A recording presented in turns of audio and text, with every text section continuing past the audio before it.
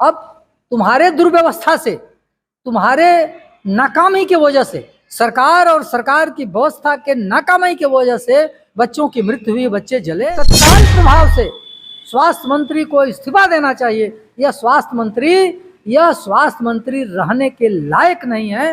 ये तुरंत यहाँ देखिए, इनको कोई मुसलमान मिल रहा कि नहीं मिल रहा वहाँ। अगर कोई मुसलमान मिल जाएगा तो कार्रवाई तुरंत हो जाएगी, वरना तो वही मजिस्ट्रेटियल जांच और विभागीय जांच। यह तो इनका जो है चुनाव प्रचार में है, यह संवेदना है सरकार के पास। स्वास्थ्य मंत्री एकदम निकम्मा साबित हो गए। पूरे प्रदेश के अस्पतालों की हालत एकदम दुर्दशा के। बचाव के जो उपकरण है, वो उपकरण वहाँ एक्सपायरी डेट के हैं। वहाँ लोग उसे चालू कर रहे हैं कि इसे आपको बुझाया जाए, वह चालू नहीं हो रहा है, वो अब एक्सपायरी डेट के पड़े हुए हैं। तो मेडिकल कॉलेज की यह स्थिति है। मेडिकल कॉलेज के बच्चा के वार्ड में शॉर्ट सर्किट से आग लग जा रही है। नमस्कार, मैं मनीष कुमार भारद्वाज। आज हम बात करेंगे झांसी के उस कांड के बारे में जो दिल दहला देता है। कहीं ना कहीं जिस हॉस्पिटल के सामने वो दर्जनों माएँ चिल्लाती हुई, बिलखती हुई, दर्जनों परिवार देखने को मिला, वह मंजर देखकर दिल कांप जाता है। इसी मुद्दे पर हम बात करेंगे। हमारे साथ कुबेरनाथ तिवारी जी हैं, जो तमाम से चर्चाएं होती रहती हैं। इसी मुद्दे पर इनसे हम बात करेंगे। सबसे पहले आपका स्वागत है। बहुत बहुत धन्यवाद मनीष जी। झांसी मुद्दा, झांसी में इतना बड़ा कांड हुआ, हॉस्पिटल में NICU में आग लग जाती है, और जिस तरीके से तस्वीरें जब सामने निकल के आती हैं, दिल कलेजा कांप जाता है। उसके बारे में आप क्या कहना चाहते हैं? देखिए, सर्वप्रथम तो मैं जो वहाँ दर्दनाक घटना हुई है, जिसे सुन करके हम लोग तो इतनी दूर पर हैं, सुन करके आत्मा जो है रो रहा है, आदमी का रोंगटा खड़ा हो जा रहा है कि बड़ी उम्मीद से, बड़ी मन्नतें के बाद एक बच्चा पैदा करने के लिए तमाम देवी देवता की मनौती की माएँ करती हैं, और बच्चा पैदा हुआ है। और जिस आदमी का, जिस शख्स का नवजात शिशु जो अगर इलाज के दरमियान मृत्यु हो जाती है तो उतना नहीं खलता है, अगर कहीं किसी की लापरवाही से और वह बच्चा जल के मर गया, वह सुनने में इतना दर्दनाक है। तो वहाँ मौजूद लोग हैं जो देख रहे होंगे, जो रेस्क्यू कर रहे होंगे, जो वहाँ कवर कर रहे होंगे, उनकी क्या दशा होगी, या उस माँ और उस परिवार की क्या हालत होगी, यह सुन करके बड़ा ही उन्हें अजीब लग रहा है। मैं सर्वप्रथम तो मैं जो वो परिवार है, उनकी संवेदना के साथ मैं अपने को जोड़ता हूँ, और मैं भगवान से प्रार्थना करता हूँ कि उन्हें ताकत दे, उन्हें शक्ति दे इस असह्य पीड़ा को बर्दाश्त करने के लिए।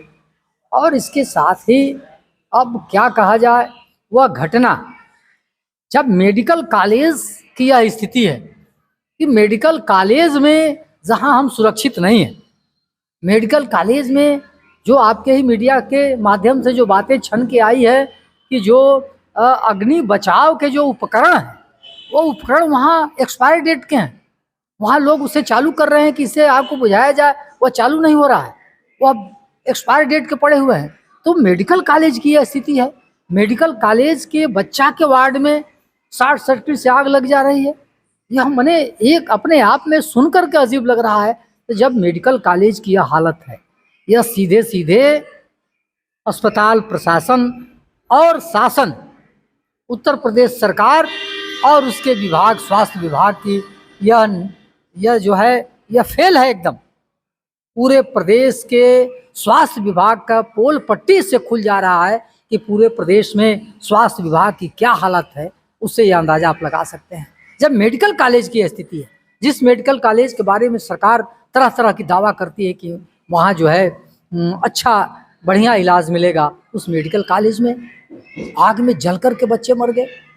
यह बड़ी अजीब बात है। अब पूरे प्रदेश के और सरकार जो है, उस दिन भी उत्तर प्रदेश के माननीय मुख्यमंत्री जी उस दिन भी चुनाव प्रचार में हैं। यह संवेदना है सरकार के पास। स्वास्थ्य मंत्री एकदम निकम्मा साबित हो गए। पूरे प्रदेश के अस्पतालों की हालत एकदम दुर्दशा के शिकार है। और दलालों के हाथ पूरा प्रदेश के अस्पताल है, उसे दलाल चलाते हैं, डॉक्टर नहीं चलाते हैं।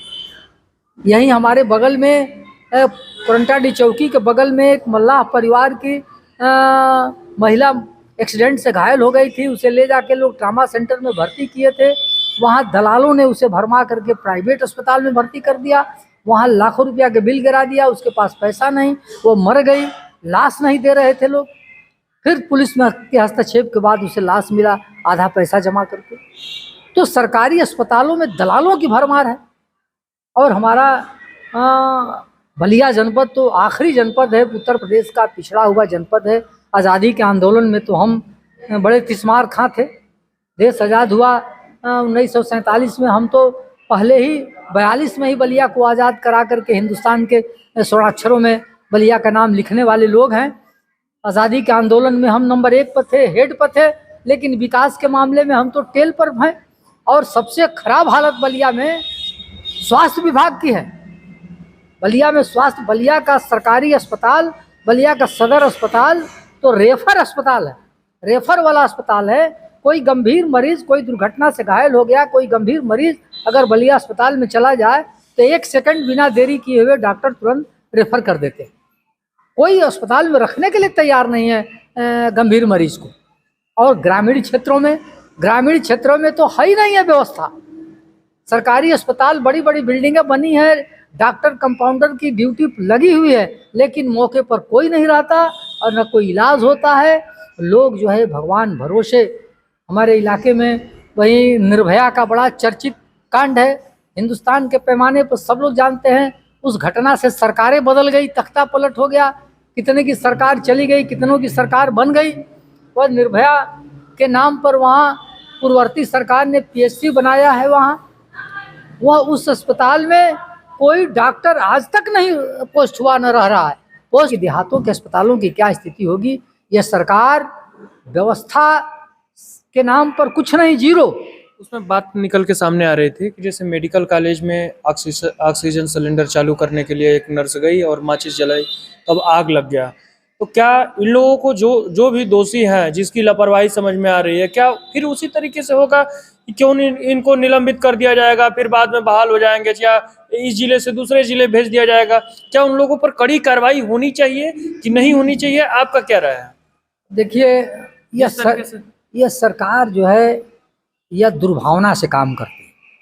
गोरखपुर में विगत वर्षों में वहाँ ऑक्सीजन के अभाव में कई दर्जन बच्चे मर गए थे। वहाँ चूंकि एक मुसलमान डॉक्टर मिल गया तो उसे तो जेल भेज दिए।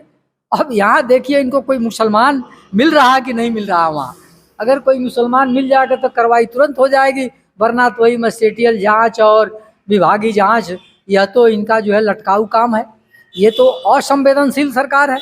स्वास्थ्य महकमा असंवेदनशील है, स्वास्थ्य मंत्री असंवेदनशील है। और इनका देखिए, अब मुआवजा भी उन बच्चों को, उन परिवारों को सिर्फ 5 लाख रुपया। 5 लाख रुपया क्या है? तो समाजवादी पार्टी के राष्ट्रीय अध्यक्ष ने तो मांग किया था कि 1 करोड़ मुआवजा दीजिए, लेकिन एक सम्मानजनक मुआवजा होना चाहिए। अब तुम्हारे दुर्व्यवस्था से, तुम्हारे नाकामी की वजह से, सरकार और सरकार की व्यवस्था के नाकामी की वजह से बच्चों की मृत्यु हुई, बच्चे जले और उनकी मृत्यु हुई, और तुम जो है उस पर 5 लाख रुपया का दे करके लॉलीपॉप पकड़ा दिए।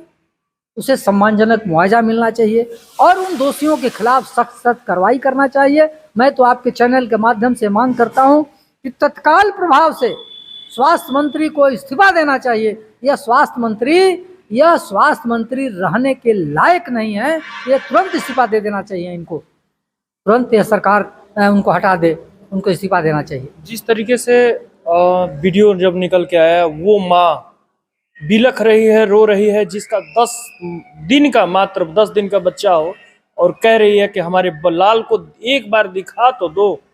और जला हुआ बच्चा जब अपने हाथ में लेती है और देखती है, जिसका चेहरा भी समझ में नहीं आता, जिसका एक एक अंग समझ में नहीं आता, सोचिए वो मंजर क्या होगा। कहीं ना कहीं इस परिस्थिति में अब हम तो भी सुन रहे थे आपके मीडिया के माध्यम से कि एक माँ का उसमें बयान था कि अंदर तो हम लोगों को जाने नहीं देते थे, अंदर कोई नहीं रहता था, केवल बच्चे ही थे।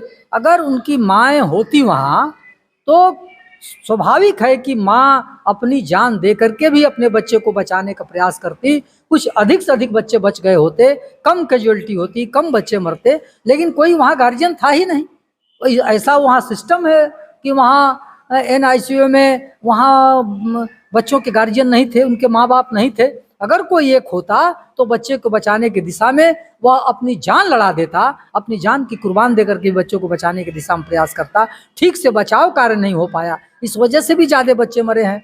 अभी कई लोग तो कह रहे थे कि उसमें कई अभी 5-7 बच्चों पता नहीं चल रहा है कहाँ है, उसमें अभी 10 बच्चों की मरने की खबरें आ रही हैं, वो लेकिन भी नहीं मालूम चल पा रहा है कि किसका बच्चा कौन है। अब किसका बच्चा कौन है, कैसे पता करेंगे कौन किसका बच्चा है। तो ये सारी चीज़ें हैं, ये अव्यवस्था है, ये सरकार की नाकामी है, सरकार की दुर्व्यवस्था है, अस्पतालों की बदहाली है, ये दलालों के हाथ हैं, जिम्मे पूरा अस्पताल चल रहा है। ये सरकार चला नहीं रही, सरकार कोई व्यवस्था नहीं चला रही है, सिर्फ सारे चीज़ों में दलाल ही, चाहे वो अस्पताल हो, थाना हो, तहसील हो, हर जगह दलाल ही चलाते हैं। ये सरकार तो सिर्फ हिंदू मुस्लिम सिर्फ मंदिर मस्जिद और हिंदू मुस्लिम के ही काम में लगी हुई है। सिर्फ केवल चुनाव करना चुनाव है और किसी तरह से इन प्रकार हमारा सरकार बन जाए, हिंदू मुस्लिम जपते रहें और कोई जनता का कोई काम ही नहीं, कोई काम ठीक से नहीं सरकार कर रही है। और ये सरकार जो है एक सेकंड भी गद्दी पर बैठने के काबिल नहीं है, एक सेकंड भी बैठने काबिल नहीं है। तत्काल प्रभाव से इन्हें नैतिकता के आधार पर स्वास्थ्य मंत्री और मुख्यमंत्री को इस्तीफा दे देना चाहिए। चलिए, ये मुद्दा बहुत बड़ा रहा। जिस तरीके से तस्वीरें सामने निकल के आई, सोचिए उस माँ पर क्या बीतती होगी जो अपने लाल को देखने के लिए तरसती रह गई कि हम अपने लाल को एक बार देख लें, लेकिन देखी तो वो पहचान नहीं पाई कि ये हमारा बच्चा है कि किसका बच्चा है। कहीं ना कहीं वो परिवार पर क्या बीतता होगा जो कई हजार चाहे जितने भी पैसे लगाने के लिए तैयार हों, और वो कि हमारा बच्चा स्वस्थ हो जाए, ठीक हो जाए, हमारा बच्चा हमारे घर में रहे, हमारे घर किलकारियों से गूंजे, लेकिन वो लाल कहीं ना कहीं इस तरह झुलसे हुए पाए, तो सोचिए उस परिवार पर क्या होगा, क्या बीतेगी। आप लोग क्या सोचते हैं इस घटना के बारे में, और दोषी कौन है, दोषियों को क्या सजा मिलनी चाहिए, कमेंट करके जरूर बताएं। मैं मनीष कुमार भारद्वाज,